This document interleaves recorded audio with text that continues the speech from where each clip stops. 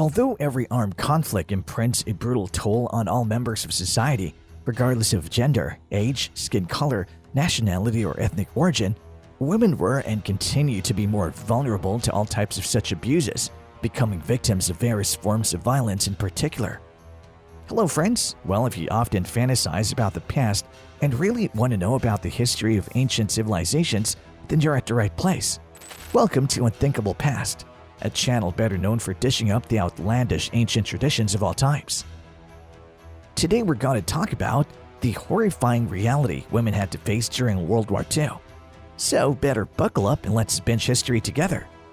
Women were generally homemakers prior to World War II, and those who worked outside the home typically held positions such as secretaries, receptionists, or department store clerks.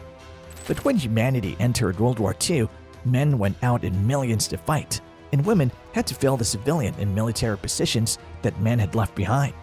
Women were happy to serve their nation, but how did their wartime service impact their quest for social change and equality later on?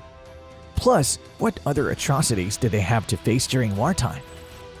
Well, throughout history, wars have been accompanied by atrocities, tremendous brutality, and violence, which from the contemporary legal perspective ought to be seen as mass violations of human rights. Women were mostly treated as spoils of war for the victorious armies, and rape was seen as a cruel but also an unavoidable byproduct of war, a form of collateral damage. The Second World War was no different either, and portrayed the most heinous picture of this cruel plot, with the brutality becoming even more persistent and prevalent. Despite considerable studies on the magnitude of crimes against women committed during World War II, as with each past armed battle, the majority of civilian victims were women. The international world still lacks clear and reliable statistics on specific cases.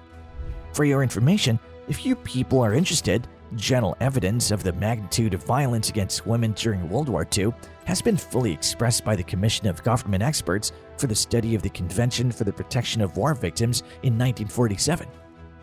Part of that report is undoubtedly worth citing. When innumerable women of all ages and even children were subjected to outrages of the worst kind, rape committed in occupied territories, brutal treatment of every sort, mutilations, etc. In areas where troops were stationed or through which they passed, thousands of women were made to enter brothels against their will or contaminated with venereal diseases, the incidence of which often increased on an alarming scale. Digging deeper into the combat history, we've found another comprehensive study conducted by Susan Brown Miller in 1986 on the sexual violence against women during armed conflicts, including those during World War II, proving its global and far-reaching presence.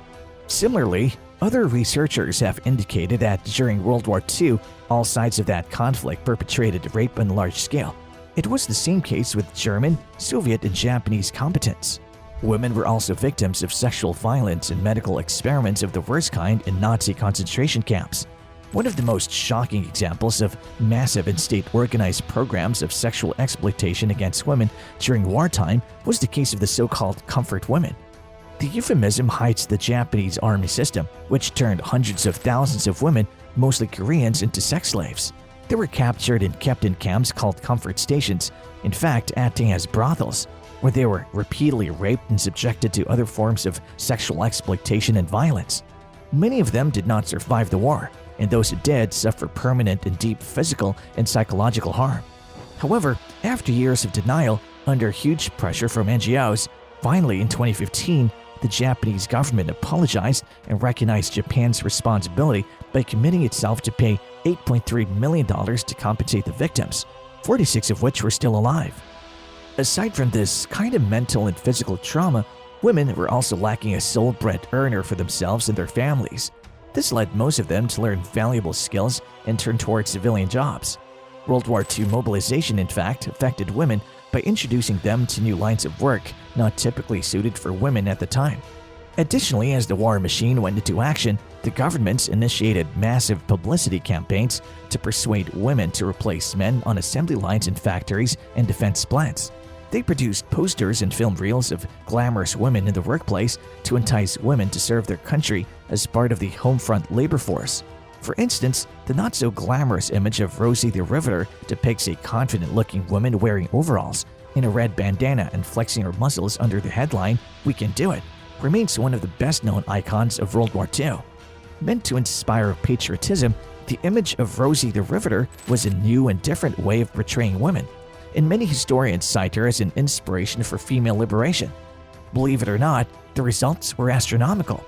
It's estimated that up to 6 million women joined the civilian workforce during World War II in both white and blue-collar jobs, such as streetcar operators, taxi drivers, construction workers, steel workers, lumber workers, munition workers, agriculture workers, and government plus office workers.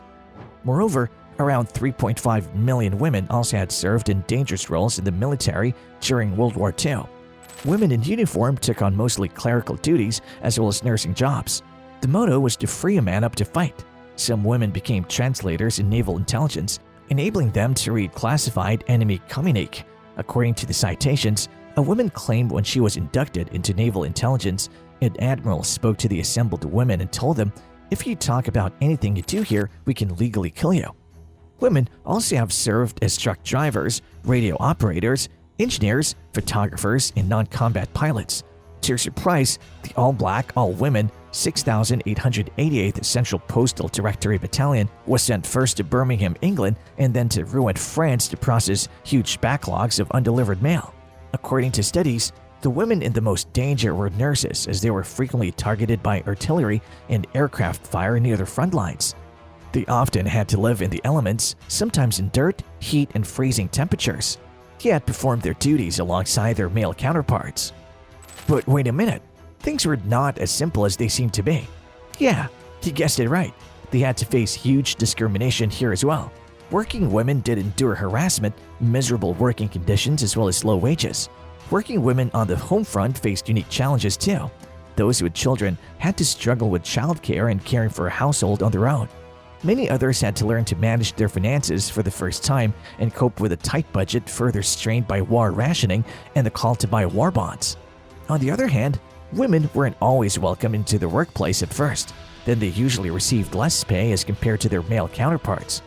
Besides, some men also looked down on them and felt they weren't up to handling a man's job. They often had to face sexual harassment, long hours, and dangerous working conditions as well. However, when women performed wonderfully in their jobs and the demand for workers increased, men's attitudes toward them gradually became more positive. Still, one good thing to be noted here is that women's roles continued to expand in the post-war era. As in, the call for working women was meant to be temporary, and women were expected to leave their jobs once the war was over. Some ladies were okay with this, but they left their posts with new skills and more confidence. However, women who stayed at work were usually demoted. But after their selfless and noble efforts during World War II, men could no longer claim the lead over women, as the women had enjoyed and even thrived on a taste of financial and personal freedom. But you know what? Many desired even more. Though the progress was a bit slower over the next 2 decades, serving their country in the military and at home empowered women to fight for the right to work in unconventional jobs for equal pay and equal rights in the workplace and beyond. Well, there you have it. We hope you liked this video. If you did, hit the like button and subscribe to this channel without any delays. Make sure you turn on the post notifications and also let us know in the comments section about your views on this discrepancy with women in World War II. Thanks for watching Unthinkable Past. Until the next time we meet, continue learning and stay healthy. Ciao!